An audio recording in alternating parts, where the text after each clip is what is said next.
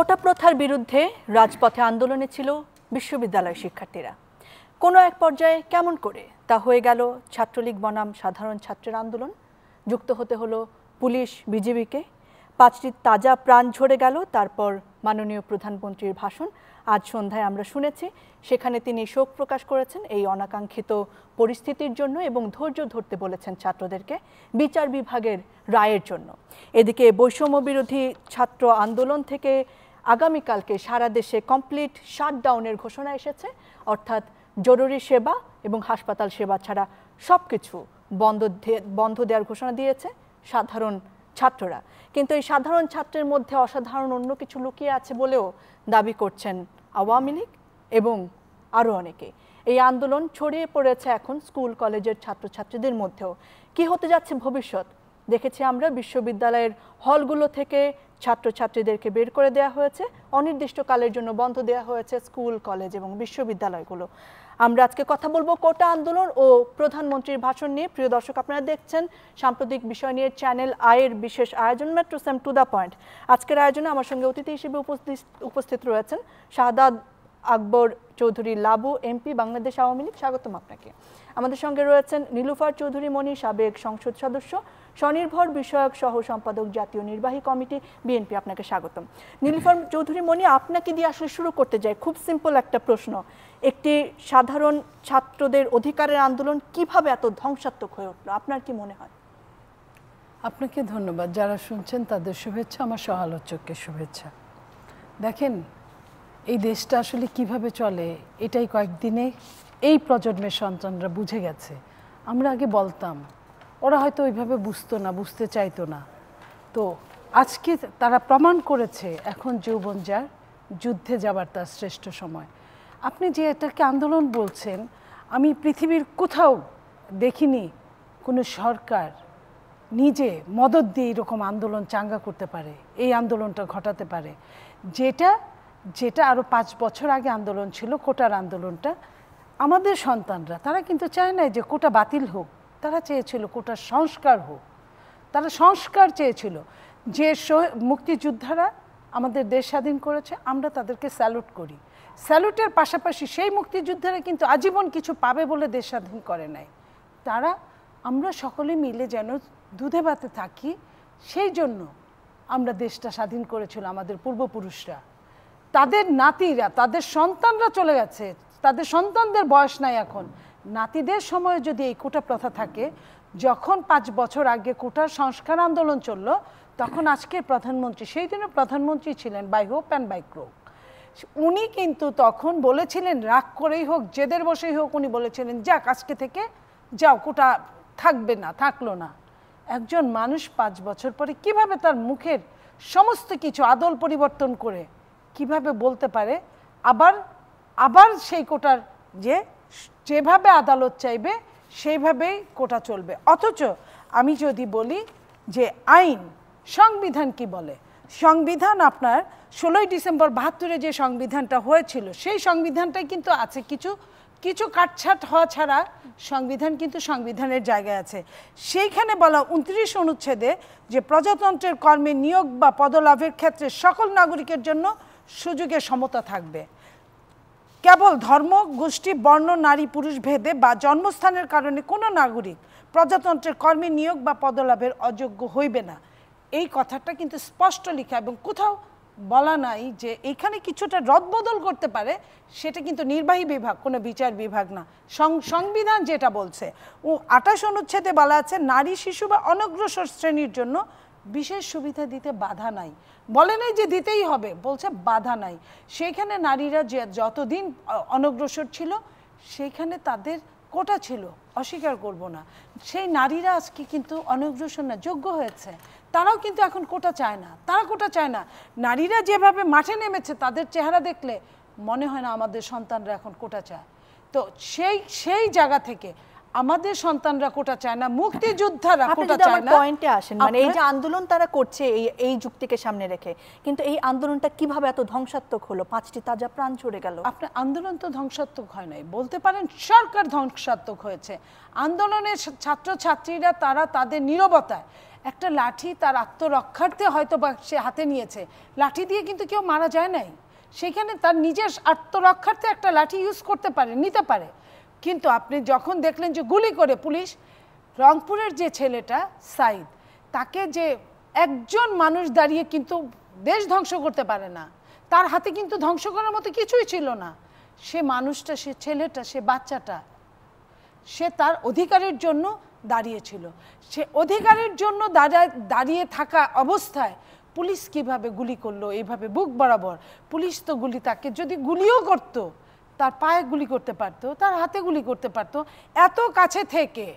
সেই পুলিশের কিন্তু আমরা কোনো তাকে অ্যারেস্ট করতে দেখিনি, আইনের কাঠগড়ায় তাকে দাঁড়াতে দেখি। এই জায়গা থেকে আমি শাহাদাব আকবর চৌধুরী লাবু আপনার কাছে আসতে চাই। আমরা সবাই দেখেছি রংপুরে আবু সাঈদের মৃত্যুর ঘটনা, নিশ্চয়ই আপনিও দেখেছেন। মাননীয় প্রধানমন্ত্রী আজকে তার ভাষণে বলেছেন যে সন্ত্রাসীদের হাতে যারা নিহত হয়েছে শহীদ, তাদের প্রতি সহমর্মিতা জানিয়েছেন, তাদের পরিবারের প্রতি সহমর্মিতা জানিয়েছেন। পুলিশকে সন্ত্রাস কিনা এক নাম্বার প্রশ্ন আপনার কাছে আমার। এবং পুলিশ যে এইভাবে ওপেনলি বুকের মধ্যে একাধিক গুলি করে একজন ছাত্রকে হত্যা করেছে দিনের আলোতে, যেটা আমরা সবাই দেখেছি, এই দায় কি সরকারকে নিতে হবে কিনা? প্রথমে আমার আলোচনা শুরু করার আগে যেই 6টা প্রাণ ঝরে গেছে তার আত্মার মাগফিরাত কামনা করি এবং এই শোক সন্তপ্ত পরিবারের প্রতি আমি সমবেদনা জানিয়ে আমার বক্তব্য তুলে ধরছি। আপনার যেই কথাগুলো আসলো সেটা হলো পুলিশ সন্ত্রাসী কিনা, আমাকে একটু আগের থেকে বলতে হবে। সেটা হলো 18 সালে আমরা জানি যে কোটা বাতিল করে দেওয়া হলো। এরপর মুক্তিযোদ্ধার সপক্ষের 2 জন তারা রিট করেছিল। আপা একটু আগে যেটা বললেন যে কোর্ট কেন, কোর্টের কাছেই কিন্তু প্রথমে এটা রিট করা হলো এবং হাইকোর্ট সেটাকে বলে দিল যে কোটার যেটা সেই ইয়েটা দেওয়া হয়েছিল, সেই প্রজ্ঞাপন যখন যেটা করা হয়েছিল সেটা বাতিল করা হলো। এটার পরেই কিন্তু আন্দোলনটা শুরু হলো। তো দেখা যাচ্ছে সেখানে কিন্তু সরকার বা আমাদের দল যেটাই বলেন, তারা কিন্তু সেই কোটা বাতিল যে হয়েছিল সেটার পক্ষেই কিন্তু তারা সেটা অ্যাপিল করলো। তার মানে এরপরে আমরা দেখেছি যে সুপ্রিম কোর্টের চিফ জাস্টিসের ইয়েতে তিনি বলেছেন যে যেইটা হাইকোর্ট যে আদেশ দিয়েছিল সেটাকে স্থগিতাদেশ দেওয়া হলো 4 সপ্তাহের জন্য এবং বলা হলো যে 4 সপ্তাহ আগামী 7ই আগস্ট এটার শুনানি হবে এবং সেই শুনানিটা আরও আগে হতে পারত। যে যারা এটা প্রথমে যারা রিট করেছিল তারা সময় চেয়েছিল, আইন বলে যদি কেউ সময় চায় তাকে একবার সময় দিতে হয়, সেই সময় অনুযায়ী চাওয়াতেই কিন্তু এই 7 তারিখ দেওয়া হলো। এখন আসি আমরা যে এই যে আন্দোলনটা হচ্ছে, তারা সংস্কারের জন্য আন্দোলন করছে, তার গণতান্ত্রিক অধিকার, সে আন্দোলন করতেই পারে, সে আন্দোলন করার মধ্যে কোনো সমস্যা আমি দেখি না। সমস্যাটা কোথায় তাহলে? আচ্ছা, এরপরে আসেন জিনিসটা দেখা যাচ্ছে আস্তে আস্তে আস্তে আস্তে যেটা আমরা বুঝতে পারছি যে এই আন্দোলনটাকে ঘিরে বিভিন্ন রকমভাবে এটা অনেক ধরনের বিভ্রান্তি ছড়িয়ে দেওয়া হচ্ছে। যেরকম দেখা গেছে যে সাংবাদিক সম্মেলনে আমাদের প্রধানমন্ত্রী যখন ব্রিফিং দিচ্ছিল তখন এটা কিন্তু সবার কাছে, এবং আজকের যারা আমাদের সন্তান যারা ইউনিভার্সিটি যারা, তাদের প্রত্যেকেই কিন্তু ওরা আমাদের থেকে বেশি স্মার্ট, মোবাইল দেখলে কিন্তু তারা বুঝতে পারে যে কী বক্তব্য এসেছে। সেখানে কিন্তু যারা এই সংস্কারের জন্য বা কোটা নিয়ে আন্দোলন করছে তাদেরকে কিন্তু কোনো অবস্থাতেই রাজাকার বা এই ধরনের কোনো উক্তি করা হয়নি। যেখানে কথাটা হয়েছিল যে মুক্তিযোদ্ধার নাতি নাতনিদের দেবো নাকি আমি রাজাকারের নাতি নাতনি দেবো, এটার অর্থ কিন্তু না। তার মানে এটাকে মিস ইন্টারপ্রেট করে যেই সন্তানরা যারা মাঠে আছে তাদেরকে কিন্তু বিভ্রান্ত করে তারা মাঠে নামানো হলো এবং মাঠে নামানো হলো এবং খুব দুঃখের ব্যাপার, খুব কষ্ট লাগে, কারণ আমি মুক্তিযোদ্ধার সন্তান, আমার মা আমার বাবা দুজনই মুক্তিযোদ্ধা। আমরা যেটা দেখতে পেলাম যেই রোকেয়া হলে 71 সালে কি নির্মম ঘটনা ঘটেছিল, ধর্ষণ হয়েছিল, মেয়েরা লাফ দিয়ে পড়েছিল, সেই জায়গায় যদি স্লোগান হয় তুমি কে আমি কে রাজাকার রাজাকার, এইটা কিন্তু আমাদেরকে অনেক কষ্ট দেয়। কে বলেছে স্বৈরাচার স্বৈরাচার, ছাত্রছাত্রীদের মনে এত ক্ষোভ। যেটা আমি বলছি আমার কাছে যেটা মনে হয়েছে, যেটা এটা আমার ব্যক্তিগত, সেটা হলো সাধারণ যারা ছাত্রছাত্রী যারা এই কোটা আন্দোলনের জন্য মাঠে নেমেছে তাদেরকে বিভ্রান্ত করার জন্য বা তাদেরকে উস্কে দেওয়ার জন্য এখন অনেক যারা বিভিন্ন অপশক্তি আমি বলবো এবং শিবির বলেন যারা বলেন সবাই এর সাথে জড়িত হয়ে গেছে। আপনারা দেখেছেন হয়তো ফেসবুকে বা ইউটিউবে দেখবেন চিটাগংয়ে 5 তলার উপর থেকে ছাত্রলীগের ছেলেপেলেদেরকে নিয়ে ছুঁড়ে ছুঁড়ে মারছে এবং যেটা হয়েছে সেটার ভিতরে কিন্তু গান বাজছে। ছাত্রলীগের ছেলেরা যে হেলমেট পরে পিটিয়ে রক্তাক্ত করে ফেলছে সেটাও নিশ্চয়ই আপনি অবশ্যই দেখেছি। এখন আমার বক্তব্য হচ্ছে যে আমি ছাত্রলীগের অনেকের সাথে যারা নেতৃত্ব দেয় তাদের সাথে কথা হয়েছে আমার, যে এই আমরা যেটা দেখেছি একটা হলো হতে পারে যে দুই পক্ষ যখন একটা সংঘর্ষ হয় তখন লাঠি সোটা নিয়ে দুই পক্ষ হতে পারে, কিন্তু আমার চোখে যেটা পড়েছিল সেটা হচ্ছে মেয়েদেরকে যখন লাঠি দিয়ে মেয়েদেরকেও যখন মেয়েদের উপরে আক্রমণ করা হয়েছে, রক্তাক্ত করা হয়েছে, সেই বিষয়টা নিয়ে আমি ছাত্র নেতা অনেকের সাথে আমি কথা বললাম। তাদের প্রত্যেকের বক্তব্য হচ্ছে যে ওই ঘটনাটার সময় আরো অনেককে এই বিশ্ববিদ্যালয়ের এইটাকে কেন্দ্র করে অনেকেই এর মধ্যে আমরা মনে করি ইনফিল্ট্রেটর ঢুকে গেছিল যেটার সাথে ছাত্রলীগের সম্পর্ক নেই, এবং এই হেলমেট পরে অনেকে ভিতরে আছে যারা এই কাজটা ঘটেছে। যার বক্তব্যে আজকে মাননীয় প্রধানমন্ত্রীর বক্তব্যের মধ্যে যেটা আসছে সেটা হলো যে যারা এই অন্যায় করেছে বা এই কাজটা করেছে তাদের বিচার করা হবে। রাস্তায় নেমেছে, পথে নেমেছে যে আমরা যতক্ষণ আছি কেউ দাঁড়াতে পারবে না, আমরা দখল নিলাম টিএসসির, তাই না? একই জায়গায় সাধারণ ছাত্রছাত্রীরা যে জায়গায় আন্দোলনের কথা বলছেন সেই জায়গায় ছাত্রলীগ একই সময় আন্দোলনের কথা বলছে। তার মানে ছাত্রলীগ ঘোষণা দিয়ে নেমেছেন তাদের বিরুদ্ধে। সেটা ঠিক আছে, ছাত্রলীগ যেটা ঘোষণা দিয়ে নেমেছে, ছাত্রলীগ ঘোষণা দিয়ে নেমেছে যে আপনি যখন আপনার হঠাৎ করে যখন আপনার স্লোগান সবকিছু দেখা যাচ্ছে পরিবর্তন হয়ে যাচ্ছে, যেই মূল যেটা দেখছিলাম যে আমরা কোটা নিয়ে এই আন্দোলনটা, সেখানে যখন আমি রাজাকার করে আমি গর্ব করে আমি স্লোগান দিচ্ছি তখন খুব স্বাভাবিকভাবে মুক্তিযোদ্ধার সপক্ষের শক্তি যারা তারাও মাঠে নামবে। তোমরা এই বিশ্ববিদ্যালয়ের মাঠে এই যে বিশ্ববিদ্যালয় থেকে এক একটা সে 52 বলেন প্রত্যেকটা আন্দোলনের সূতিকার এই জায়গায় সূত্রপাত এখান থেকে, সেই জায়গায় দাঁড়ায় তোমরা বীর দর্পে তোমরা যদি বলো যে আমরা রাজাকার, আমি রাজাকার, আমি কে তুমি কে রাজাকার, সেই জন্য তারাও নেমেছিল। কিন্তু আমার কথা হচ্ছে কোনো অবস্থাতেই কোনো প্রাণ ঝরে যাক, কারো মৃত্যু হোক, এই অনাকাঙ্ক্ষিত মৃত্যু, সেটা আমরা কোনোভাবে কি বলবেন? আমি আসলে ওইখানেই মেইন। আর যেই জায়গাটা এসেছেন যেটা অবশ্যই আমি বেসিক্যালি মনে করি যখন একটা অ্যাকশনে যায়, হয়তো কোনো যে ঘটনা ঘটেছে এই ধরনের কোনো গোলাগুলি যেটাই হোক সেটাতে কারো মৃত্যুটা কাম্য না, সেটা পায়েও মারতে পারে বা শান্ত করার জন্য সেটা পা পর্যন্ত হতে পারে, বুকের ভিতরে এসে লাগার বিরুদ্ধে সরকার কি করলো এখন আজকে যেটা মাননীয় গতকালকে যদি দুপুরের আগে করে থাকে 2 দিন অলমোস্ট হতে যাচ্ছে। এটা তো বিষয়টা তো যেভাবে আমরা প্রশ্নটা সেটা হচ্ছে সঙ্গে সঙ্গে তো ধরেন একটা যখন কোনো ঘটনা ঘটে কেউ বলে না যে এই 3টা পুলিশকে নিয়ে এখনই উঠায় নিয়ে আসো, কে করলো সেটাও কিন্তু সেটা তো বের হয়েছে, তারকে একদম লাইভে তার ছবিটা প্রকাশিত। প্রত্যেকটার নিয়ম কিন্তু যখন একজনের বিরুদ্ধে কোনো কমপ্লেইন আসে তখন কিন্তু সেটা তাদের কিন্তু ইন্টারনাল পুলিশের মধ্যে কিন্তু সেই তদন্তটা হয়, তদন্ত হওয়ার পরেই কিন্তু জিনিসটা বেরোয় আসে যে ইচ্ছাকৃতভাবে কে ঘটালো এবং তখন এই বিচারের প্রক্রিয়া আসে। এরকম না যে 24 ঘন্টার মধ্যে একজনকে নিয়ে আমি উঠায় নিয়ে আসলাম এবং বললাম তুমি এই ঘটনাটা ঘটেছো। যদি আপনার একটা লোক যে হত্যাকাণ্ড করে, সাধারণভাবে যখন থেকে রাস্তাঘাটে অনেক ধরনের ঘটনা ঘটে, এক যে হত্যা হলো, হত্যা হওয়ার পরে আপনি যখন বলবেন যে এই লোকটাই তো আমি দেখেছি, সবাই দেখছে যে এই লোকটাই মারলো, তো সঙ্গে সঙ্গে কি তাকে তার ফাঁসি হয়ে যায়? তাকে আইনের আওতায় আনা হয়, আইনের পরে আইনের প্রত্যেকটা লোয়ার কোর্ট সবকিছু ইয়ে করে তারপরে আপিল বিভাগে যে তারপরে আসে যে হ্যাঁ তার বিচার কি ফাঁসি হলো না কি হলো। সুতরাং একদিনে কোনো বিচার হয় না, বিচারের প্রক্রিয়াটা শুরু হয়। সুতরাং বিচারের প্রক্রিয়ার ব্যাপারে কিন্তু মাননীয় প্রধানমন্ত্রী সেটা আশ্বস্ত করেছে যে একটা হচ্ছে তিনি দুঃখ প্রকাশ করেছেন যাদের এই মৃত্যু হয়েছে, এবং এই মৃত্যুটা কেউ আমরা সমর্থন করতে পারি না। আমি রাজনীতির কথা বলি, আমি যদি গণতন্ত্রের কথা বলি, তাহলে আমি এইভাবে করে কোনো একটা প্রাণ ঝরে যাবে, কারণ এটা আমার সন্তান না আরেকজন সন্তান, আমাদেরই সন্তান, এইভাবে করে কারোর মৃত্যু আমরা কামনা কোনো সময় করি না। প্রধানমন্ত্রী যে ধৈর্য ধরার কথা বলছেন সেই ধৈর্য কিন্তু ছাত্ররা ধরেনি। আগামীকাল 18 জুলাই সারা দেশে কমপ্লিট শাটডাউন, এবং সেটার আওতায় তারা কি লিখেছে আমি একটু পড়তে চাই। শুধুমাত্র হাসপাতাল ও জরুরি সেবা ব্যতীত কোনো প্রতিষ্ঠানের দরজা খুলবে না, অ্যাম্বুলেন্স ব্যতীত সড়কে কোনো গাড়ি চলবে না। সারা দেশে প্রতিটি স্কুল, কলেজ, বিশ্ববিদ্যালয়, প্রাইভেট বিশ্ববিদ্যালয়, মাদ্রাসা শিক্ষার্থীদের আহ্বান জানাচ্ছি আগামীকালের কর্মসূচি সফল করুন। এবং অভিভাবকদের তারা বলেছে তাদের পাশে দাঁড়ানোর জন্য। এই লড়াইটা শুধু ছাত্রদের না, দলমত নির্বিশেষে দেশের আপামর জনসাধারণের। এই জায়গায় আসি আমি নীলিফার মনি চৌধুরী, আপনার কাছে কি বলবেন? এই শাটডাউন কতটা সফল হবে, কতটা জনসাধারণের কাছে পৌঁছতে পেরেছে এখনো? আপনার কি মনে হয় এটা জনসাধারণের আন্দোলন হয়ে উঠেছে বা উঠবে? এটা তো অবশ্যই জনসাধারণেরই আন্দোলন, কারণ আমার সন্তানরা কারা? এরা তো আমাদেরই। প্রত্যেকটা সন্তানের তো একটা বাবা মা আছে। যত সন্তান সারা বাংলাদেশ দেখেন আজকে উত্তাল হয়ে গেছে। যে উত্তালে ছাত্রলীগ লুকিয়ে জায়গা পাচ্ছে না, লুকাবার জায়গা পাচ্ছে না। রোকেয়া হলে বা অন্য হলগুলো মেয়েদের হলে দেখেন ছাত্রলীগের নেত্রীদেরকে বেঁধে বেঁধে রাখছে, এবং তারা 18টা হলের মধ্যে প্রায় 14টা হলই মনে হয় আপনার অ্যাপ্লিকেশন দিয়েছে, তারা প্রভোস্টের কাছ থেকে অ্যাপ্লিকেশনে নিয়েছে, সিগনেচার নিয়েছে যে এইখানে আর কোনো দলের কোনো রাজনীতি চলবে না।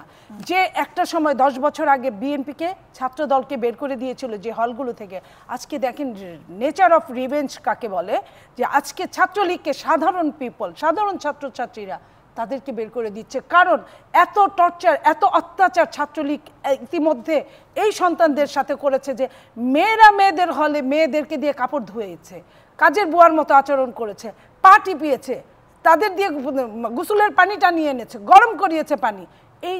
এই যে অত্যাচারগুলো দিনের পর দিন, এই অত্যাচারেরও একটা শেষ আছে। দেখেন 4 বার তারা বাই হোপ বাই ক্রোক ক্ষমতায়, রাতের অন্ধকারে ভোট নিয়ে ক্ষমতায়, দিনের আলোতে ভোট ছাড়া ক্ষমতায়, এবং জালিয়াতি করে তারা প্রশাসনিকভাবে কু করে ক্ষমতায়।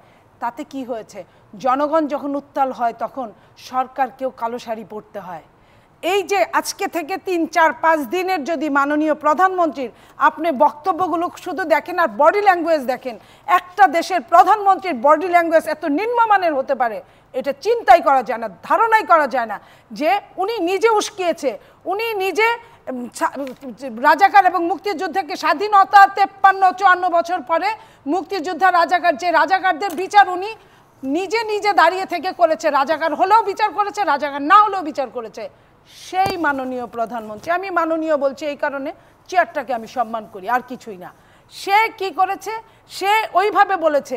এইখানে স্লোগানগুলো কি এসছে আমি আপনাকে বলি, যে স্লোগানগুলো যদি আমরা পর্যালোচনা করি, একটা যে তোরা যারা রাজাকার এই মুহূর্তে বাংলা ছাড়, এই স্লোগানটাও ওখানে ছিল, আমি কিন্তু সব দেখে এসেছি। আমি কে তুমি কে, রাজাকার রাজাকার, তিনি কে তারা কে, স্বৈরাচার স্বৈরাচার। আমি প্রথম লাইন বললে তো রাজাকার, রাজাকারটা তো তারা অন্য অর্থে ব্যবহার করেছে, যে অর্থে প্রধানমন্ত্রী তাদেরকে রাজাকারের সন্তান, রাজাকারের নাতি নাতনি বলেছে। চাইতে গেলাম অধিকার, হয়ে গেলাম রাজাকার, তুমি নও আমি নই রাজাকার, আমরা নই রাজাকার, তুই কিন্তু স্বৈরাচার। এই যে বিভিন্নভাবে বলাটা, এবং আজকে যেটা স্লোগানটা, আজকের স্লোগানটা এমন ছিল, ভারতের দালালেরা সীমান্তে ফিরে যাও, মোদির দালালেরা সীমান্তে ফিরে যাও, কোন পর্যন্ত নিয়ে এসছে। এখন কিন্তু যে জিনিসটা প্রত্যেকটা মানুষের হৃদয়ের ভিতরে আঘাত করে, সেটা কিন্তু আমাদের সন্তানদের মুখ থেকে বের হয়ে আসছে। এই যে বের হয়ে আসাটা, এটার নামই কিন্তু যৌবনে দাও রাষ্ট্রিকা। আজকের সন্তান বুক চিতিয়ে দিতে পারে। ওই ছেলেটা, সাইদ ছেলেটা, সে কি জেনেছিল যে একটা স্বাধীন দেশের একজন স্বাধীন নাগরিককে পুলিশ এভাবে, নিজের দেশের পুলিশ তাকে বুক বরাবর গুলি করবে? তো যেখানে 6 জন মানুষ মারা যাওয়ার পরে, 6 জন সন্তান মারা যাওয়ার পরে, যখন প্রধানমন্ত্রী শুধুমাত্র এখন পর্যন্ত প্রধানমন্ত্রী, আমি যে জাতির উদ্দেশ্যে উনি বলেছেন ভাষণ, এই ভাষণ কিন্তু আমার কাছে দলীয় ভাষণ ছাড়া আর কিছুই মনে হয় নাই। এই ভাষণে সাধারণ ছাত্রদের উপর তার ঘৃণা এবং ক্ষোভের বহিঃপ্রকাশ কিন্তু স্পষ্ট দেখা গিয়েছে। উনি যখনই কারো কিছু হয় উনি বলেন আমি জানি, আমি আমার পরিবারের দিয়ে বুঝি যে মানুষ চলে গেলে কি হয়। উনি যদি এতই বুঝে থাকেন তাহলে এই হুকুমগুলো কে দিয়েছে? আমি যদি আপনাকে এটা বলি যে উবাইদুল কাদের সাহেব কি বলেছেন, তাকে আমি অবশ্যই খুনের নির্দেশদাতা বলতেই পারি। 2 দিনের প্রথম আলো যদি আমি দেখি, আজকের প্রথম আলো, আমাদের উনি বলেছেন উবাইদুল কাদের সাহেব, আমাদের অস্তিত্বে হামলা হয়েছে, প্রতিরোধ করতেই হবে। গেল ক্যাম্পাসে ঔদ্ধত্যপূর্ণ আচরণের জবাব দিতে ছাত্রলীগ প্রস্তুত। তার মানে কি এই প্রস্তুত উনি কি বুঝায়? আরেকটা মুক্তিযোদ্ধার এই ছাত্রছাত্রী সাধারণ, তারা কি আপনার রাজাকার যে তাদের মারার জন্য ছাত্রলীগকে প্রস্তুত করে মুক্তিযোদ্ধা বানায় হাতে অস্ত্র তুলে দেওয়া? এটা কোন দেশের আলামত? এটা কি কোনো স্বাধীন দেশের আলামত হতে পারে? শাহাদাব আকবর চৌধুরী লাবু, আপনার কাছে আসি। মানে ছাত্রলীগ কি করে বারবার যে কোনো সময়ে সাধারণ ছাত্রছাত্রীদের প্রতিপক্ষ হয়ে যায়, তাদের প্রতি কেন এত ঘৃণা? আমরা নিশ্চয়ই, আপনিও দেখেছেন সোশ্যাল মিডিয়া, নিশ্চয়ই আপনিও ঘাটেন। এটা যদি আপনি ঘৃণা বলেন সেটা ঠিক, আমার আমি আপনার সাথে একমত হতে পারছি না। সেখানে হচ্ছে আপনি কি দেখেছেন ছাত্রলীগদের কিভাবে হল থেকে বের করে দিয়েছে, অপমান করে? এটা কি তাদের দীর্ঘদিনের ক্ষোভ বলে আপনার মনে হয় না? আমি জানি যে আমি যেটা বুঝি, যেরকম আমি যেটা একটু আগে আপনাকে বললাম, চট্টগ্রামে দেখা গেছে যারা এটা করছে তারা কারা? তারা স্বাধীনতা বিরোধী অপশক্তি, তারা শিবির, তারা জামাতের লোক, তারাই কিন্তু চট্টগ্রামে এই কাজটা করেছে। আজকে যারা ঢাকা কলেজের যে ছাত্রটা যে মারা গেছে সেও কিন্তু ছাত্রলীগের ছেলে, সে কিন্তু অন্য দলের ছেলে না। আর উনাদের যে কথাগুলো আসতেছে এটা হচ্ছে মনে হচ্ছে উনারা বেশ একটু উল্লসিত, মানে 15 বছর পরে একটা সুযোগ পেলাম এই কথাগুলো। উনি যেটা বসে এখনো বসে বললেন যে প্রধানমন্ত্রীর যেই বডি ল্যাঙ্গুয়েজ, প্রধানমন্ত্রী যেই কথাগুলো বলেছেন, এই যে এই সন্তানদেরকে রাজাকার বলছে, কোনো জায়গায় একটা শব্দে বলতে পারবে না যে এই যারা আন্দোলনকারী তাদেরকে রাজাকার বলে তিনি কোথাও উল্লেখ করেছেন, এরকম কোনো জায়গায় বলতে পারে না। এইভাবেই করেই কিন্তু জনগণকে বিভ্রান্ত করা হচ্ছে, এইভাবে করেই কিন্তু তারা আন্দোলনে তাদেরকে প্ররোচিত করা হচ্ছে। সেটা যে তাহলে কি আমি রাজাকারের সন্তানদের না না দাদা, না না, উনি যে আপনার এত ছোট একটা উনি যে প্রেস ব্রিফিং দিয়েছে, আপনি একটা পয়েন্টে দেখান যে কোন জায়গায় বলেছেন। আপনি বললে আপনাদের যে কাজগুলো যেগুলো দেখি, আপনার তো উস্কে দেওয়া ছাড়া, প্ররোচিত করা ছাড়া আর আপনি দেখছেন না কেন? আমি তো বলি নাই আপনারা, আমি তো বলি নাই আপনি অন্য দেশ থেকে পাসপোর্ট নিয়ে আসছেন, আপনি এই দেশেরই। কিন্তু আপনারা যেটা করেন অসত্যের উপরে কিন্তু আপনাদের ভিত্তি, অসত্য কথা বলে মানুষকে বিভ্রান্ত করেন আপনারা। যুক্তি দিয়ে আসবেন, যুক্তি দিয়ে কথা বলবেন, অযৌক্তিক কথা বলে কারণ বিভ্রান্ত করবেন জনগণকে, জনগণ বুঝতে পারে। খালি জনগণের দোহাই দিবেন আর বলবেন যে আমরা বারবার করে বিভিন্নভাবে আমরা নির্বাচিত হয়ে এসেছি। না, আমরা জনগণের ভোটে নির্বাচিত হয়েছি। এর আগের বার বলেছিলেন রাতের বেলায় আমরা, এইবার ব্যালট দিয়েছে দিনের বেলায়। সুতরাং এই কথা বলবেন না, আপনি পারেন এইভাবে চিৎকার করতে, যুক্তি দিয়ে কোনো কথা বলতে পারেন না। আপনার কাজ হলো যখনই বসেন আমি তখনই চিৎকার করে কথা বলবেন, যুক্তি দিয়ে বলবেন, সত্য কথা বলবেন। জনগণ সেটা বিচার করবে, আমি আপনি বিচার করার কেউ না। বিচার করার কথা জনগণ, যা ইচ্ছা তাই বলে। না না, আপনাদের কাজ আপনারা বসলেই মনে হয় যে আপনারা বসলে মনে হয় ব্রাশ ফায়ার শুরু করছেন, যুক্তি দিয়ে কথা বলেন। একটা প্রত্যেকটা সত্য কথা বলছেন। মাননীয় প্রধানমন্ত্রীকে নিয়ে যে কথাগুলো বলেছেন একটা সত্য কথা নয়। বেশি করলে তারা কিন্তু সংসদে যাবে, এটা বলার কথা আছে। খুব খুশি আমরা মুক্তিযোদ্ধার সন্তান, আমরাও এই দেশের সন্তান। সুতরাং বারবার শুধু আপনি আমি বলবো যারা আজকে এখানে কোটা বিরোধী আন্দোলন করছে, যারা এই সন্তানরা যারা করছে তাদেরকে আপনারা মিথ্যা প্ররোচিত করে এবং জামাত শিবির সবাইকে ঢুকে তারপরে করছে আপনারা। এসব বলে কোনো লাভ নাই, এই চিৎকার করেও কোনো লাভ নাই। এই চিৎকার আপনি করতে থাকবেন, আমিও চিৎকার করতে থাকবো। যুক্তি দিয়ে কথা বলবেন, যুক্তি দিয়ে কথা বললে জনগণ বুঝবে। জনগণ আপনার চিৎকার শোনার জন্য এখানে আসে নাই, আমার চিৎকার শোনার জন্য আসে নাই। জনগণ এসেছে, আপনার কথা আপনি বলবেন, আমার কথা আমি বলবো। জনগণ বিচারের মালিক, জনগণই সকল ক্ষমতার উৎস। আপনারা এইভাবে করে মিথ্যা যদি যখন বলবেন, সেই মিথ্যার প্রতিবাদ আমি করব। আমাদের প্রধানমন্ত্রীকে নিয়ে আপনি যে কথাগুলো বলেছেন একটাও সত্য কথা বলেন নাই। আজকে ছাত্রলীগের কথা বলছে, আজকে বলেন ছাত্রলীগের না, লজ্জার কোনো কারণ নাই। লজ্জা তো আপনাদের হওয়া উচিত।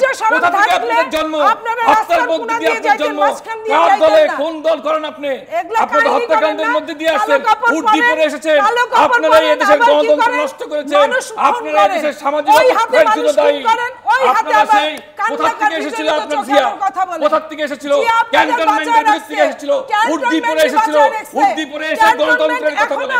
সুতরাং নিজে গণতন্ত্রের কথা বলেন, কিন্তু উর্দির পিছনে দাঁড়িয়ে আপনারা গণতন্ত্রের কথা বলেন। আপনার অতীত দেখেন, অতীত দেখলে আপনাদের মধ্যে এই কথা আসবে না।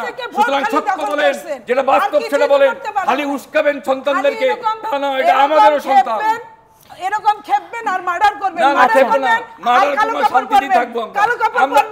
আর একটা ভাষণ দিবেন, এই তো আপনাদের কাজ। আমি তো আপনার কাছ থেকে শিখছি, আমি তো আগে আস্তে আস্তে কথা বলতাম, দেখলাম যে আমি আস্তে কথা বললে আপনি সব মাঠ নিয়ে নেন, চিৎকার করে অসত্য কথা বলেন না। আপনি পুলিশকে আপনি কিছু করলেন না, যে পুলিশ বুক বরাবর গুলি করলো সেই পুলিশ। আমি একটুখানি বলি, আমি সরকার করে পুলিশের বিচার সরকার করবে। পুলিশের বিচার আপনাদের সময় পুলিশ গুলি করে নাই, আপনাদের সময় পুলিশ মারে নাই, আপনাদের সময় পুলিশ হত্যা করে নাই। তখন পুলিশ কোথায় ছিল? র‍্যাব কোথায় ছিল? র‍্যাব কার সৃষ্টি? আপনার সৃষ্টি। আপনারা সৃষ্টি করেছেন র‍্যাব, আর আমাদের সময় আপনারা র‍্যাবকে স্যাংশন দেওয়ার জন্য আপনারা বলেন। সুতরাং এই সমস্ত কথা বলেন, কারিগরি টাকা দেন আর এমপি হন। ওই গরু ছাগলের খোয়ারে এমপি হয় না। না না, জি না, আপনি জনগণের কথা বলবেন, জনগণের সাথে সম্পৃক্ততাই নাই আপনাদের। আপনার কোনো জনগণের সাথে সম্পৃক্ততা নাই। শুধুমাত্র যান, আমরা দেখেছি গত বছরে দেখেছি কিভাবে ওই বিদেশের দিকে তাকিয়ে থাকা। বিদেশ আপনাকে কোনোদিন বসাতে পারবে না, আপনাকে এই দেশের জনগণই বসাবে। আপনি তো ভারতের তাবেদার, এই তো বলবেনই আপনি। ভারতের কৃতদাস, ভারতের কৃতদাস বহুত কিছু বলবেন। এই ভারতের কারণে আমাদের 1 কোটি শরণার্থী ভারতের আশ্রয় নিয়েছিল, ভারত আমাদের ইয়ে করেছে। সুতরাং আপনাদের ইতিহাস ইতিহাস অনেক অনেক শুনেছি আমরা। আপনি একটা মহিলা হয়ে এত অসভ্য কথা বলেন কেমন করে? আপনার মুখে মানে না, একটা ভদ্র মহিলার মুখে এই সব অসভ্য কথা বলেন না, সভ্যতার সাথে কথা বলেন, সভ্য কথা বলেন, জনগণ শুনবে। আপনি কিভাবে এই অসভ্য কথা বলেন? ও এখন অসভ্যতা অবশ্যই আপনার মন্ত্রী যখন না, আমার মন্ত্রী না, এখন কি আলোচনা সেটা বলেন। ভারত কিছু বলেন, ভারতের সাথে কথা বলবেন না, সব যখন লিখে দিয়ে আসেন তখন অসভ্যতা না, আমরা কিছু লিখে দিই না, এটা আপনারা একটা মিথ্যা। এর আগে বলেছিলেন 25 বছরের গোলামি চুক্তি, একটাও গোলামি চুক্তি ছিল না, সেটা মিথ্যা অপবাদ দিয়েছিলেন আপনারা। আন্দোলনটাকে চাঙ্গা করলেন, এটার আলামতটা কি? সব আলামত জনগণ বিচার করবে। আমরা তো ইতিহাস অনেক শুনি, অনেক শুনেছি। শাহাদা বাকবুর চৌধুরী, আপনার কাছে একটুখানি আসি। যদি আমরা ধরেও নেই যে একটা পক্ষ আসলে উস্কে দিচ্ছে ছাত্রদেরকে, সাধারণ ছাত্ররা যে আন্দোলনে নেমেছিল সেখানে আসলে অনেক মদতদাতা আসছেন, আপনার কি মনে হয় যে মাননীয় প্রধানমন্ত্রী যদি তার সন্তানদের এরকম একটা বাৎসল্যপূর্ণ বক্তব্য আরো আগে দিতেন যে তোমরা আমার উপর ভরসা রাখো কিংবা ধৈর্য ধরো, তাহলে পরিস্থিতি অন্যরকম হতে পারতো? হ্যাঁ, আপনার কথাটার সাথে আমি যুক্তি খুঁজে পাই। তবে আমি যেটা বলতে চাচ্ছিলাম সেটা হলো যে কোর্ট যেখানে চিফ জাস্টিসের নেতৃত্বে ফুল বেঞ্চ যখন বলে যে আমরা কিন্তু কোটা যেটা বাতিল করা হয়েছিল আমরা কিন্তু সেটাকে বহাল রাখলাম 1 মাসের জন্য, তার মানে কি তাদের যে আন্দোলনটা যে কোটার পক্ষে সেটা কিন্তু তাদের ইয়েটা কিন্তু 1 মাসের জন্য ওই আপনার হিয়ারিংয়ের ডেট পর্যন্ত কিন্তু এটা বহাল আছে। 1 2 নম্বর ফুল বেঞ্চ যখন বলে আপনার তো সুপ্রিম সর্বোচ্চ আদালতের প্রতি আপনার সম্মান থাকতে হবে। আজকে যদি সরকার সেটাকে বাইপাস করে বলে আচ্ছা ঠিক আছে আমার এখানে আসো আমি ঠিক করে দিচ্ছি, তাহলে তো এটা কোর্টের কে চ্যালেঞ্জ করা হয়। যেখানে চিফ জাস্টিসের নেতৃত্বে ফুল বেঞ্চ একটা কথা বলেছে সেটুকুর উপর আপনি 1 মাস আস্থা রাখতে পারেন না? 1 মাস তো আপনি আস্থা রাখতে পারেন, 1 মাস পরে যদি দেখা যেত ধরেন বুঝলো না মাননীয় প্রধানমন্ত্রীকে এই ভাষণটা আর 2টা দিন আগে দিলে 5টা প্রাণ, এতগুলো মানুষ হতাহত, এগুলো কি অন্যরকম হতে পারে? আমি যেটা মনে করি সেটা হলো একটা হলো আইন তো মিনিমাম মানতে হবে, আর একটা হলো যদি এই অনেক সময় দেখা যায় হয়তো ছাত্রদেরকে মিসগাইড করা হচ্ছে, যে বলা হচ্ছে তোমাদের ইয়ে না 7 তারিখ পর্যন্ত যখন তারিখ দিয়েছিল 7 তারিখ পর্যন্ত ছাত্রছাত্রী যারা আছে আন্দোলন করছে তারা দেখতো যে এটা কি হচ্ছে। কারণ এর আগে যদি সরকার যখন বাতিল করেছিল তখন কিন্তু কোর্ট বাতিল করে নাই, সরকার করেছিল, রাইট? তার মানে কোর্ট যদি একটা রায় দিয়ে বহাল রাখতো সরকার কিন্তু তখন কথা বলার তার সময় আছে, সুযোগ আছে, সে বলতে পারে যে আমি এটা এইবার তোরা তো বাতিল বলছিল না, বলছে সংস্কার গ্রহণযোগ্য একটা জায়গায় আসুক যাতে সংস্কার করা যায়। 30% মুক্তিযুদ্ধ কোটা আমরাও মনে করি অনেক সময় যে ঠিক আছে 10% হলেই হয়তো হয়, ঠিক আছে না? তো সেটা একটা জায়গায় আসা যেত। এখন কথাটা হলো আপনার তো ওই আইনের যেই কোর্ট থেকে যখন আসছে সর্বোচ্চ আদালত থেকে, তখন ওই সময় কিন্তু সরকারের ওই একটা যেই সময়টুকু পর্যন্ত সরকারের পক্ষ থেকে কিন্তু বলার কোনো সুযোগ থাকে না। সুযোগ থাকতো ওইটার পরে সুযোগ থাকতো, কারণ তারা তো একটা দেখবেন তাদের যে অবজারভেশন যেটা পূর্ণ ইয়ে দিচ্ছে তখন দিছে কিন্তু যে সরকার চাইলে কিন্তু সরকার বাড়াবে কমাবে তারা করতে পারে, কিন্তু সেই জিনিসটা তো আপনাকে সেই হিয়ারিংয়ের যে শুনানির দিন এবং বলছে যে যারা আন্দোলন করছে তাদের পক্ষে তারা উকিল নিয়োগ করুক, তারা সবাই যদি হয় ফুল বেঞ্চ কি মানে আপনার একেবারে সরকার হতে পারে যে ঠিক আছে বিরোধী দল বলতে পারে বা অনেকে বলতে পারে সরকারে আমরা বিশ্বাস করি না, কিন্তু ফুল কোর্ট ফুল বেঞ্চ যখন বলতেছে যে তোমরা সবাই আসো তোমাদের যুক্তিতর্ক নিয়ে, তাহলে তাদের উচিত ছিল না সেইভাবে প্রিপারেশন নিয়ে আমরা সেটা করি। তাদের এমন কোনো কথাবার্তা বলে এমন কোনো কিছু করা উচিত হয় নাই যার জন্য আমি তো বলবো ধরেন সব পক্ষই তো দায়ী, এক পক্ষ সরকার সহ সরকার, আমি যে জিনিসটা আসছে যেটা সরকার আমি যেটা বলছি যেরকম ধরেন আমি যেটা বলছি যে আজকে যেরকম পক্ষ কিভাবে বলতেছে পক্ষটা কোন জায়গায় আসছে, ধরেন যেখানে আসতেছে ধরেন ছাত্রলীগের সাথে একটা সংঘর্ষ হলো, তার মানে সেই জায়গাটাতে কিন্তু এই ছাত্রলীগ একটা পক্ষ এরা একটা পক্ষ, সেই পক্ষ নিয়ে আমি বলতেছি। এবং আমি যেটা বলতে চাচ্ছি যে আপনার একটা সুন্দর শান্তিপূর্ণভাবে তারা সহ অবস্থান করছে ভালো, কিন্তু তোমাদের অবস্থানটা আস্তে আস্তে আস্তে আস্তে প্রথমে আসলো ধরেন আমাদের এই শাহবাগ পর্যন্ত, তারপরে তারাই কিন্তু ঘোষণা করে দিল। আপনি দেখেন চেঞ্জটা কিভাবে আসতেছিল, চেঞ্জটা আসতেছিল হচ্ছে সেটাই তো স্বাভাবিক, একটা আন্দোলন তো ছড়িয়েই পড়বে, হ্যাঁ, এক জায়গায় থাকবে না, কিন্তু সেই জায়গায় ওই যে বললাম যুক্তিতে থাকতে হবে, একটা জিনিস আপনাকে আসতে হবে, আপনি যে জিনিসটা চাচ্ছেন সেটা চাওয়ার মধ্যে কিন্তু কারো ভিতরে আমি দেখি নাই, দলীয় বলেন আমাদের ভিতরে আমরা যে ইন্টারনাল ডিসকাশন করি সেটার ভিতরে সবাই মনে করে যে হ্যাঁ এটার একটা সংস্কার প্রয়োজন আছে।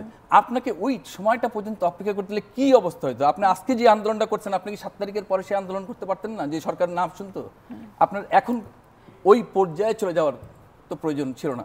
এবং যেইভাবে এই জিনিসটাকে হঠাৎ করে মনে হলো যেটা ফ্লেয়ার আপ হচ্ছে। এই ফ্লেয়ার আপটা হওয়া মানে যতদিন এই জিনিসটা থাকবে তখন খুব স্বাভাবিকভাবে বিভিন্ন ধরনের অনেক মতবাদের লোকজন থাকে, তারা চাবে যে এই জিনিসটাকে ভিন্ন খাতে প্রবাহিত করা যায় কিনা। সেই জন্যই সরকার চাচ্ছিল যে জিনিসটা তোমরা যেহেতু ফুল বেঞ্চ থেকে সুপ্রিম কোর্টের চিফ জাস্টিস যেখানে আপনাকে ইয়েটা দিয়েছে ওই সময়টা পর্যন্ত তারা অপেক্ষা করুক, এবং সেই অপেক্ষা করলে এখনও মনে হয় না আমার যে ওই দিনটা যেদিন আসবে সেই দিনটাতে কিন্তু এইটার একটা সুষ্ঠু সমাধান অবশ্যই আসা উচিত। কিন্তু এই জায়গায় নিশ্চয়ই আপনিও স্বীকার করবেন যে মাননীয় প্রধানমন্ত্রী সেদিন যে সংবাদ সম্মেলন সেখানে তিনি এই সব কিছু বলেননি যে ধৈর্য ধরো কিংবা ওরা যা করবে, তিনি বলেছেন যে ওদেরকে দিব না তো কি রাজাকারকে দিব, মুক্তিযোদ্ধাদের সন্তানদের দিব নাকি রাজাকারের বাচ্চাদেরকে দিব। এই একটা শব্দ আমি বলি, ওদেরকে শব্দটা আসে নাই, শব্দটা পরিষ্কার, সেটা আসছে মুক্তিযোদ্ধার নাতিপুতিদের দিব নাকি তারা কি রাজাকার নাতিপুতিদের দিব। এটার ভিতরে কিন্তু কোনো জায়গায় আসে না যে যারা আন্দোলনরত যারা আছে আমাদের সন্তানরা তাদেরকে কোনোভাবেই কিন্তু এটা বোঝায় না। আমি যেটুকু বুঝি এটা আমার মনে হয় যে পুরো জিনিসটা নিয়ে যেই কোনো কেউ আলোচনা করলে কিন্তু পাবে যে এইটার ভিতরে কাউকে কটাক্ষ করা হচ্ছে না। ধন্যবাদ। নীলুফার চৌধুরী মনি, আপনার কাছে একটুখানি আসি। বারবার বলা হয় যে আপনারা আসলে সুযোগ সন্ধানী, নিজেরা আন্দোলনের তেমন কোনো সুযোগ সুবিধা করতে পারছেন না বলে ছাত্ররা যে আন্দোলনের আগুন জ্বালিয়েছে সেখানে আপনারা তাদেরকে ভুল পথ ভ্রষ্ট করতে চাচ্ছেন। জামাত শিবিরের মদত আছে, ছাত্রদলের মদত আছে, বিএনপিও সেখানে সুযোগ খুঁজছে। কি বলবেন সেটা দিয়ে শেষ করব আজকের আয়োজন। একটা কথা বলি, ছাত্ররা যখন বলছে যে আমাদের মা বাবারা, আমরা তো কারো না কারো মা বাবা, তাই না, আমাদের মা বাবারাও আমাদের সাথে শামিল হন, এটা কিন্তু কোনো দলীয় কোনো আন্দোলন না, এটা নির্দলীয় ছাত্রদের আন্দোলন। যে এতই যদি নির্বাহী বিভাগের এত যদি জ্বালা ওঠে তাহলে তো ওদের নিয়ে তাড়াতাড়ি বসলেই, আগুন কিন্তু বেশিক্ষণ রাখতে হয় না, আগুন প্রথমেই কিন্তু পানি দিতে হয়। তো আগুনকে জ্বালানোর জন্য রাখার জন্য তাদের কাজ, কারা এটার মদতদাতা আপনি নিজে চিন্তা করেন।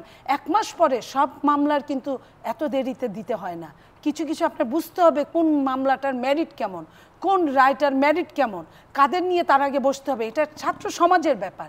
তার মানে কি সরকার ইচ্ছা করে খুঁচিয়ে খুঁচিয়ে ঘা করছে, খুঁচিয়ে খুঁচিয়ে ঘোলা পানিতে সরকার মাছ শিকার করছে। তো ঘোলা পানিতে মাছ শিকার, একই সাথে আপনি দেখেন শিক্ষকদেরও আন্দোলন, ছাত্রদেরও আন্দোলন। শিক্ষকরা সারা বছর কাজ করবে, বেতন ভাতা আপনার কি বলে পেনশন পাবে না। তো এগুলা নিয়ে কাজ, আমাদের কাজ কি বলেন তো? আমরা রাজনীতি করি, আমরা একটা দল, বাংলাদেশের বৃহৎ দল, সবচেয়ে বড় দল বাংলাদেশে, সেই সবচেয়ে বড় দলের কাজ কি? জনগণের পালস নিয়ে কাজ করা আমাদের, জনগণের রাজনৈতিক অর্থনৈতিক সমুন্নত রাখা আমাদের কাজ। সেটার জন্য খালি সরকারে থাকলেই হবে এমন না। তো আর আমাদের সন্তানরা যেখানে সরাসরি জড়িত সেখানে আমরা বুদ্ধি দিতে পারবো না, আমরা সাথে একত্রতা পোষণ করতে পারবো না, এটা তো হতে পারে না। 6টা লাশ চলে গেল, আওয়ামী লীগ না হয় পারে একটা লাশের জানাজা করতে, কিন্তু আমরা যদি জানাজাই করি তাহলে কিন্তু আমরা সবার জন্য জানাজা করব, গায়েবানা জানাজাই যদি করি, কারণ আমরা বাংলাদেশটাকে নিয়ে আমরা চিন্তা করি, বাংলাদেশের ভবিষ্যৎ নিয়ে চিন্তা করি। সেইখানে বিএনপি একা একটা রাষ্ট্রের, বড় রাষ্ট্রের যারা চামচা, একটা বড় রাষ্ট্রের যারা কৃতদাস, তাদের সাথে বিএনপি একা হয়তো পারবে না, কারণ তারা তো কোনো ব্যাপার না।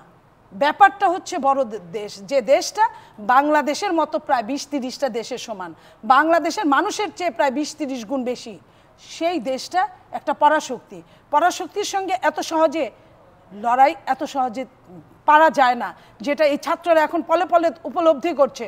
কারণ যে আন্দোলনটা যে জায়গায় গেছে, যদি পরাশক্তির কুলের মধ্যে, হাতের মধ্যে, তালুর মধ্যে না থাকতো, আন্দোলনে কিন্তু কবেই শ্রীলঙ্কা হয়ে যেত, কবেই পাকিস্তান হয়ে যেত, কবেই আরও যে দেশগুলো মালদ্বীপ হয়ে যেত, সেটা কিন্তু হতে পারে না, কবেই নেপাল হয়ে যেত। তো বাংলাদেশ এই কারণে, বাংলাদেশ তো সিকিম হওয়ার পথে, বাংলাদেশ তো আপনার হায়দ্রাবাদ হওয়ার পথে, তো বাংলাদেশ সব কিছু দিয়ে দেওয়া, যেখানে 14টা আমি সাপ মারি আর বাংলাদেশে 14টা ট্রেন ঢুকে, বুঝেন, আমি এই আন্দোলন করি বাংলাদেশের উপর দিয়ে তাদের করিডোর ঢুকে। তো এই জিনিসটা আমাকে চিন্তা করতে হবে, যে কারণে বিএনপি সমস্যা হয়। কিন্তু যখন আপনার সবার পেটে লাথি দিবে, তখন কি বিএনপি চুপ করে বসে থাকবে? আপনি বলেন, আমি একা লড়ে যাচ্ছি, আমি দেশের জন্য লড়ে যাচ্ছি, আর দেশের মানুষ যখন সরাসরি লড়ানোর জন্য আরো সমস্যার সংকুলে দাঁড়াবে, আমার কাজ কি করা? তাদেরকে সমর্থন করা, তাদের পাশে গিয়ে দাঁড়ানো, এটাই তো আমার কাজ, এটাই আমার রাজনীতি। তো সেইখানে বিএনপির সমস্যাটা কোথায়, দোষটা কোথায়? বিএনপি যাবে, বিএনপি করবে, যে কোনো আওয়ামী লীগের মধ্যে আওয়ামী লীগেরও যদি কোনো প্রবলেম হয় সেখানেও মানবিক কারণে বিএনপি সেখানেও উপস্থিত থাকতে পারে, এখানে কোনো দোষের কিছু নাই। সেখানে ছাত্ররা আমাদের সন্তান, তাদের সঙ্গে থাকলে আমাদের দোষের কি আছে? আমি নিজেই তো ঘোষণা দিই, আমি যদি পারতাম আমি ছাত্রদের সঙ্গে যে আমি ওইখানে দাঁড়িয়ে বক্তৃতা দিয়ে আসতাম, তাতে হয়তো কি তাদের জন্য বলতো যে ওই যে দেখো নীলুফার চৌধুরী মনি বক্তৃতা দিচ্ছে, আন্দোলনটা অন্য খাতে নেওয়ার জন্য হয়তো ভাববে, এই কারণে আমি হয়তো যাই না। কিন্তু আমার সমস্ত মন প্রাণ ওই বাচ্চাদের সঙ্গেই থাকে। যে ছেলেটা মারা গেছে আমি দুই চোখের পাতা একখানে করতে পারি না। একটা ছেলে কতটা নির্ভরতা নিশ্চয়তা নিয়ে সামনের দিকে যাওয়ার পরে পুলিশ বুক বরাবর গুলি করে, আপনি বুঝেন এটা কোনো স্বাধীন দেশ? এখানে কোনো সার্বভৌমত্ব আছে? যদি থাকতো এইভাবে রাস্তায় আপনি 5টায় আওয়ামী লীগের কাছে পারলাম, ছাত্রলীগের কাছে পারলাম, আমার পিটিআই মারলো, ওটা অন্য হিসাব। আমি যখন পুলিশ আমার টাকায় পুলিশের সংসার চলে, সেই পুলিশ যখন আমার বুকে গুলি করবে, এর চেয়ে তো আর কোথায় গিয়ে আমি কার কাছে যাই বলবো? কার কাছে গিয়ে আমি বলবো যে আমাকে সেভ করো? সেভ করার তো কোনো জায়গা নাই। সেই পুলিশ কাদের সঙ্গে চলে? একই সঙ্গে দেখেন ঢাকা বিশ্ববিদ্যালয় সহ সমস্ত ঢাকা শহরে মারামারি হচ্ছে, যেখানে পুলিশ ছাত্রলীগের সঙ্গে। কি অপূর্ব দৃশ্য! ছাত্রলীগের সঙ্গে কখনো কি দেখছেন এই ছেলেদের সঙ্গে পুলিশের থেকে ছাত্রলীগকে বলছে যে তোমাদের কিন্তু আমি অ্যারেস্ট করবো? 5টা ছাত্রলীগের নেতাকে অ্যারেস্ট করছে, 5টা হেলমেট বাহিনীকে অ্যারেস্ট করছে, একটা কেউ করে নাই। অথচ যারা আন্দোলনরত ওই শিক্ষার্থীরা বলছে যারা হেলমেট বাহিনী তাদের বয়স 14 থেকে 20-এর মধ্যে, তারা কখনো বিশ্ববিদ্যালয়ে পড়ে না, তাদেরকে ভাড়া করে নিয়ে আসছে। আপনার মেট্রো রেল চলে রাত 2টা পর্যন্ত, এটা কি চিন্তা করা যায়? যে মেট্রো রেল 9টার মধ্যে বন্ধ করে দেয়, মাসে আবার মেট্রো রেলের বন্ধ থাকে, সাপ্তাহিক ছুটি থাকে 10 দিন 20 দিন, সেই মেট্রো রেল চলে রাত 2টা পর্যন্ত। আপনি বুঝেন নারায়ণগঞ্জ থেকে, গাজীপুর থেকে, নরসিংদী থেকে, মানিকগঞ্জ থেকে ট্রাকে ট্রাকে আওয়ামী লীগ আর ছাত্রলীগের সন্ত্রাসীরা আইসে ঢাকা পাহারা দিচ্ছে। তো এইভাবে যদি একটা দেশ যদি চলে, তাহলে তাকে কি দেশ বলা যায় নাকি আপনার কৃতদাসের একটা জায়গা বলা যায়? কৃতদাসরা অন্যের কাজ করার জন্য তারা এই কাজগুলো করছে, তাদের তো ভোটের কোনো দরকার নাই, তাদের কোনো জনগণের দরকার নাই। এই ছাত্ররা লজ্জা শরম থাকলে শাসক গোষ্ঠী পিছিয়ে যেত, 7বার চিন্তা করত যে তাদের দলের নেতৃবৃন্দ এখন কতটা মারমুখী মারের হাতে পড়ছে। কারণ 10-এর লাঠি 1-এর বুঝা, 10 জন যখন একখানে থাকে আরেকজন যতই বড় শক্তিশালী হোক কিছুই করতে পারে না। তাদের যদি লজ্জা শরম থাকতো, এতগুলো মেধাবী ছাত্র ছাত্রীরা যদি তাদের ভোট দিত, আমরা কিন্তু বলতে পারতাম না যে তোমাদের সঙ্গে মানুষ নাই। এই ছেলে মেয়েরাই আগামী দেশের রাষ্ট্রনায়ক, এই ছেলেরা মেয়েরাই আগামী দিনের ভবিষ্যৎ।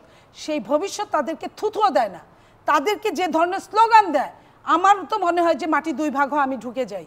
তাদের কোনো লজ্জা নেই, কারণ তারা তো ভোট ছাড়ার এমপি, তারা তো ভোট ছাড়া মন্ত্রী। নইলে আপনার এই ধরনের কথা বলতে পারে শিক্ষামন্ত্রী, যে কিনা টাকা দিয়ে পাঠায় আপনার ঢাকা বিশ্ববিদ্যালয়ের ছাত্রলীগকে আমাদের এই সন্তানদেরকে পেটানোর জন্য। তাহলে আপনি কোথায় যাবেন? আপনি কার কাছে যায় বলবেন? শিক্ষামন্ত্রীকে কি এই জন্য জনগণের ট্যাক্সের পয়সা দিয়ে বেতন দেওয়া হয়? তাকে ওই 10,000, 20,000, 50,000 টাকা লিস্ট ধরায় মানুষ দিয়ে টাকা পাঠায় দিয়ে সে গুলি কিনে বোমা কিনে ছাত্র আমাদের সন্তানদেরকে মারার জন্য? তা এই কথাগুলো আমরা বলতে পারবো না। এই কথাগুলো বললে আমরা ষড়যন্ত্রকারী হয়ে যাব। তা আমরা কিসের ষড়যন্ত্র করি? তারা ষড়যন্ত্রের সুযোগটা দেয় কেন? তারা হঠাৎ করে এমন হয়ে গেল কেন যে কোটা বিরুদ্ধে তাদের কথা বলতে হবে? কোটা বলছে, এক কথাই বলছে কোটা বাতিল করে দিলাম, এত হেডম কোটা বাতিল করার, তা সেই কোটা আবার তো আনতে হয় কেন তাদের? এই যে বিচারপতিরা, তারা কে? সাবেক ছাত্রলীগ না? ছাত্রলীগের সাহস আছে যে শাসকের কাছ থেকে পারমিশন ছাড়া কিছু করা? একটু এদিক ওদিক হওয়ার সাহস নাই যে এইখানে সেই জায়গায় আপনি বলতে পারেন যে বিচারপতিদের এইভাবে তাদের 1 মাস পরে ডেট দেয়। 1 মাস পরে ডেট দিলে যে 1 মাসে অন্তত 30টা সন্তান মারা যেতে পারে, এটা বিচারপতিরা জানে না? আমি সম্মান নিয়ে বিচারালয়কে চরম শ্রদ্ধার সাথে আমি এই কথা বলছি এই কারণে যে এই সন্তানরা তো বিচারপতিরও সন্তান হতে পারত। এই সন্তান তো বাংলাদেশের সন্তান। আপনারা বিচারপতিকেও প্রশ্নবিদ্ধ করছেন, দেশটাকে কোথায় নিয়ে যেতে চাচ্ছেন? যে আপনি একদম সর্বোচ্চ আদালতকে নিয়ে ছাত্রলীগ বানাচ্ছেন, সর্বোচ্চ আদালতকে বলছেন যে এরা একটা কথা বলি, আর কথা কি বলবেন? এই যে কথাগুলো আপনি অলরেডি বলে ফেললেন, যেটা আপনার মনে করেন যে লেভেল প্লেইং ফিল্ডটা দিয়ে ওনার এখানে কথা বেশি হয়ে যাচ্ছে, আমরা এখানে কথা শুরু কম হচ্ছে। রবিবারে বলছে আমাদের মূল যুক্তিটা হচ্ছে এই সরকারের নীতিগত সিদ্ধান্তের বিষয়, ফলে এতে আদালতের বিচারের কিছু নাই। অ্যাটর্নি জেনারেল বলছে। অ্যাটর্নি জেনারেল কে? সাবেক ছাত্রলীগ নেতা, আমি খুব ভালো চিনি। তো হোক না ছাত্রলীগ নেতা বললে কি অ্যাটর্নি জেনারেল হতে পারবে না? সে কিন্তু ভালো কথা বলছে। আমি আপনার একটা আপনার হাইকোর্ট কি বলছে? যে সরকার চাইলে কোটা পরিবর্তন করতে। হ্যাঁ রাইট, এটা আমরা দেখেছি। তো সরকার আবার কি বলছে? 7 তারিখ পর্যন্ত অপেক্ষা করতে হবে আপনাকে। সাহেব কি বলছে? আদালতের সিদ্ধান্তই কার্যকর হবে। তার মানে কি আমি ছাটামি করে তোমার উপর দিয়ে আমি বুলডোজার চালাবো? এখানেই ভুল। আমি 7 তারিখে তারিখ দেওয়া হয়েছে শুনানি, সেই শুনানিটা হবে, শুনানিতে কি আসবে এর পরে কিন্তু আপনি আসবে। ততক্ষণ পর্যন্ত কিন্তু সরকার এই বিষয়ে কোনো কথা বলতে পারে না। আরেকটা হলো এই যে এখন হঠাৎ করে বলেন এনারা সব ফেরেশতা হয়ে যায়। এনারা ফেরেশতা মানে ইনাদের যে ইতিহাস, আজকে এই কথাটার ভিতরে এত পুলিশ টুলিশ অনেক কথা বললো, তো আমি আমার একটা ছোট্ট একটা কথা মনে পড়লো। সেটা হলো ৭৯ সালের কথা। ৭৯ সালের ৩রা নভেম্বর তোপখানার থেকে আমরা মিছিল সহকারে যাচ্ছি, তখন কিন্তু ওনাদের সেই মহান নেতা জিয়াউর রহমান মিছিলের মধ্যে একটা গাড়ি উঠাই দিল। সেই গাড়ির বনাটের উপরে আমি প্রায় ১০-১৫ মিটার চলে গেলাম। তারপরে সেই গাড়ি থেকে ছিটকে পড়ে গেলাম। সেদিন আমার কিন্তু মৃত্যু অবধারিত ছিল। তারপরে কিন্তু তাদের যেই পেটোয়া বাহিনী, তারা কিন্তু গুলি করতে করতে সামনে দিয়ে গেল। সেটি কোনো অবস্থায় আমি রক্ষা পেলাম। সুতরাং এই সেই দিন ৭৯ সালে আমার বয়স ১৮ বছর। আমি ১৮ বছরে আপনারা মেরে ফেলতে চাইলো, মানিটা কি? এইটা তো আরেকটা অদ্ভুত প্রশ্ন করলেন। কারণ আমি তো একটা মিছিলের মধ্যে, কেউ জানে না যে এখানে লাবু চৌধুরী মিছিল করে ১৮ বছরের ছেলেটা যাচ্ছে, সে মিছিলের মধ্যে গাড়ি উঠেছে, এবং এটা প্রমাণ করে দেব যেই কথাটা বলছি সে সত্য কথা বলছি। আপনি বললেন যে আপনাকে মেরে ফেলতে চাইছে, কেন আমাকে কেন পুরো? না না, আমি আপনাকে বলেছি না না না, এইখানে আপনাদের কাজ দিল বিতর্ক সৃষ্টি করা। আমি বলেছি মিছিলের উপরে গাড়ি উঠাই দেওয়া হয়েছিল, এবং যারা যারা সেই গাড়ির বনাটের উপর ছিল তার মধ্যে আমি একজন ছিলাম। সময়ের কথা বলছেন, এরশাদের সময় মিছিলের উপর টাকা না না, আপনি জানেন না, আপনি জানেন না, মিছিলের উপর কথা বলবেন না। আমি যেটা বলছি সেটা প্রমাণ দিতে পারবো। আমি যেটা জানেন না সেটা মিথ্যা কথা বলবেন। আমি জেনে বলছি, আমি স্বীকার হয়েছিলাম সেই জন্য বলছি। আপনার তো একবার দিবেন না, আপনি হত্যা করেছেন, আপনার নেতা হত্যা করেছে, আপনার নেতা সেনাবাহিনীর অফিসারদের হত্যা করেছে, একটা না শত শত। ওই যে আপনার নেতা তো বলছে কোথায় সেই সিরাজ সিকদার মহান জাতীয় সংসদে দাঁড়িয়ে বলছে জিয়াউর রহমান আপনার সৈনিকদেরকে, আমার মা তখন কারাগারে, শেষ করবে, আমার মা তখন কারাগারে প্রতিদিন গলায় পায়ে বস্তা লাগায় লাগায় তাদেরকে ফাঁসি দেওয়া হয়েছিল। এই হলো জিয়াউর রহমান। যারা এই যেই কাম করছে তাদের মুখে এইসব কথা মানে নাকি? এত কি সুন্দর ভাবে আপনার রামেন্দ্রিক মুডে একটা আপনি বলে যাচ্ছেন একের পর এক মিথ্যা কথাগুলো। সেই সময়ে নির্যাতন স্বীকার করেছেন, আপনাদের সময়ে ছাত্ররা নিরাপদে থাকা উচিত। কিন্তু ক্যাম্পাসগুলোতে আমরা দেখেছি পুলিশরা টিয়ার গ্যাস ছুটছে, রাবার বুলেট ছুটছে। আজকে জোরপূর্বক ছাত্রদেরকে হল থেকে জোরপূর্বক বের করে দেওয়া হয়েছে, তারা বের হতে চায়নি। নামে যদি সহিংসতা শুরু হয়, আন্দোলনের নামে যদি রাস্তাঘাট বন্ধ করে জ্বালানো শুরু হয়ে যায়, আন্দোলনের নামে যদি চট্টগ্রাম বা বিভিন্ন জায়গা থেকে জামাত শিবিররা, তারা সশস্ত্র বাহিনী ঢাকায় চলে আসে আজকে এই অঘটন ঘটানোর জন্য, তাহলে সরকার অবশ্যই আইন শৃঙ্খলার জন্য জনগণের শান্তি নিশ্চিত না, এটা অতীত হয়েছে। যদি এই ধরনের সমস্যা হয় তখন আপনাকে যেটা করে সেটা হলো শিক্ষা প্রতিষ্ঠানগুলো বন্ধ করে সেটাকে যাতে আর কোনো প্রাণ না ঝরে, যাতে শান্তিপূর্ণ করতে পারে। এটা এখন আজকে না, ওটা ওনাদের সময় হয়েছে, সব সময় হয়েছে। এই দেশে না, অন্য দেশে হয়। যখন এই ধরনের একটা পরিস্থিতি সৃষ্টি হয় তখন কিন্তু বিশ্ববিদ্যালয় বলেন বা শিক্ষা প্রতিষ্ঠানগুলো বন্ধ করে দেওয়া হয়। বন্ধ করে দেওয়া অর্থ এই না যে ছাত্রদের উপরে কোনো কিছু করা হলো। বন্ধ করে দেওয়ার অর্থ এই যে এখন যে অবস্থায় এই যে সন্তানগুলো যারা আজকে মাঠে আছে, তারা তাদের কিন্তু তারা তো ধরেন এখন যেই পর্যায়ে গেছে, তাদেরকে যেভাবে প্ররোচিত করবে তারা কিন্তু সেইভাবে করতে থাকবে, কারণ তাদের কিন্তু মাথা এখন ঠিক নাই। সুতরাং আপনি যখন ছুটি দিয়ে আপনি তাদের এই জন্য আজকে থেকে পাঠশালা বন্ধ, এর অর্থ এই না যে আপনি সব বন্ধ করে দিবেন। যত বেশি পড়ে তত বেশি জানে, জিয়াউর রহমানের মতন খুনি একটা লোক, তার রাজনীতি আপনাদের লজ্জা হওয়া উচিত। আপনাদের দুই কানের এক কান নয়, এক কান থাকলে রাস্তার এক পাশ দিয়ে যায়, আপনার দুই কান নাই, মধ্যে দিয়ে যাওয়ার রাস্তা। সুতরাং এই কথা বলেন না যেই আপনাদের বেশি দিন ঠিক আছে না। এই বিশ্ববিদ্যালয় বলেন, শিক্ষা প্রতিষ্ঠানগুলো বন্ধ বলেন, এই যে আজকে ধরেন এই যে কালকে ফুল দিয়ে দিল, আচ্ছা ঠিক আছে, তোমরা দিয়েছো কালকের জন্য। এখন যদি দেখা যায় যে আপনি এইভাবে দিতেই থাকলেন এবং এই চলতে থাকলো, এবং এর ভিতরে কি দেখা যাবে, ওনাদের লোকজন আবার ঢুকে যাবে সেই অগ্নি সন্ত্রাস, সব দোষ দিবে কিন্তু ছাত্রদের। ছাত্ররা করতেছে না, ছাত্রদের হাত থেকে কিন্তু কন্ট্রোলটা চলে যাচ্ছে অন্যদিকে। এখন কিন্তু ডাইভার্ট হয়ে যাচ্ছে। ডাইভার্ট হচ্ছে ওনাদের মতন যারা এই যে মাথায় শকুনের মতন বসে থাকে, কোন সময় সুযোগ পায়, এখন সেই সুযোগটা ওনারা পেয়েছে। এই সুযোগটা পেয়েছে বলে আজকে এটা করেছে। আমরা সুযোগ পাই নাই। আমরা এই দেশ আমাদের নেতৃত্বে স্বাধীন হয়েছে, বঙ্গবন্ধুর স্বাধীন হয়েছে, তার কন্যার নেতৃত্বে দেশ চলছে। আমরা আপনারা লুটপাটের রাজনীতি কি করছেন জনগণ জানে। সুতরাং এইসব কথা বলেন না, এইটাই তো সমস্যা। এই সব স্বাধীনতা বিরোধী অপশক্তি খুনি যা আছে সব এক হয়েছে আওয়ামী লীগের বিরুদ্ধে। পারবেন না ইনশাআল্লাহ। আওয়ামী লীগ আছে, আওয়ামী লীগ থাকবে, আওয়ামী লীগ আগে যাবে। আপনার মতন মানুষজন যাদের কোনো নীতি নাই, আদর্শ নাই, কিছু নাই, আপনারা পারবেন না। আমাদের ভিত্তি আছে, আমাদের ভিত্তি আছে, কারণ আমরা মুক্তিযোদ্ধা সন্তান। বিজেপি তো সপ্তাহে ভারতের মানুষ মারে বিজেপি খাড়ায় খাড়ায় তামসা দেখে অগরদি আপনি আমাদের পোলাপানগুলোরে মারানোর জন্য নিয়ে আসছেন না বিজেপি আপনি কেন আপনি ভারত কিছু করতে পারেন না আমাদের সন্তানদের মানে তো কিছু করতে পারেন না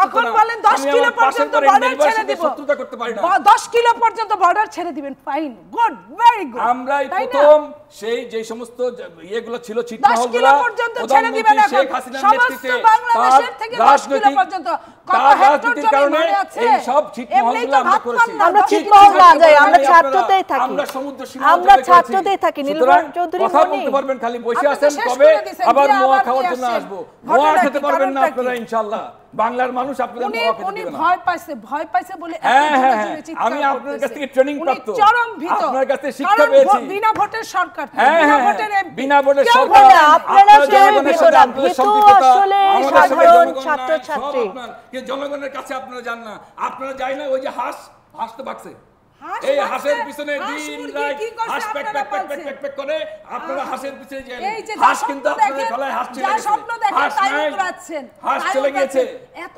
বুঝছেন এখন আবার মনে করছেন তিনবার ক্ষমতায় ছিলেন নয় নামবেন না না সারা জীবন কেউ ক্ষমতায় থাকে না সারা জীবন কেউ ক্ষমতায় থাকে না আজকে আছে কালকে যাবে একটু নামবেন এই আমার খুব ভালো লাগে উপ মন্ত্রী কি এমপি ছিলেন উপনির্বাচন করে এবার তো নির্বাচন যদিও মানুষে ভোট দেয় এটা তো বলবেনই আপনি যদিও মানুষে ভোট এই যে বললাম না আপনার মুখে সত্য কথা কোনোদিন আসবে না আর আমার এই যে আওয়াজ এটা কিন্তু আপনার কাছ থেকে আমি শিখছি এই একটা জিনিস আমি কিন্তু এত জোরে আওয়াজ করে কথা বলতে পারতাম আপনারা কারা ভয় পান না পান জানি না তবে সাধারণ ছাত্রছাত্রীরা নিশ্চয়ই ভয় পাচ্ছেন কেউ বলছেন যে তাদেরকে নিয়ে ষড়যন্ত্র হচ্ছে কেউ বলছেন আসলে তারাই ভুল কাজ করছেন ভয়ের কোনো কারণ নাই ইনশাআল্লাহ এই জন্য ছটা মেরে ফেলছেন না ছটা এই তো আবার বললেন যে সংঘর্ষটা হয়েছে সংঘর্ষের বদলে যেই কোনো হত্যাকাণ্ডের আমরা নিন্দা করি এবং আমরা এটা কাম্য না এবং যারা এই মৃত্যুবরণ করেছে তাদের পরিবারের প্রতি অবশ্যই আমাদের সহানুভূতি থাকতে পারে কারণ আমার ঘরে আমার সন্তান আছে আমার শুধু নিজেরটা জানাজাই করলেন দেখলাম নো